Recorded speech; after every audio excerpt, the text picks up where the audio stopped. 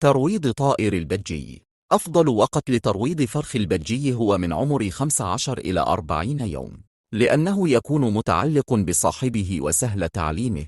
أما من ناحية الوقت في اليوم، فالصباح أو بعد الزوال هما الأنسب، لأن الفرخ يكون نشيط ومستعد للتفاعل. خلاص سير، يلا دخل. ودابا انت راك ناضي. يلا بسلامة.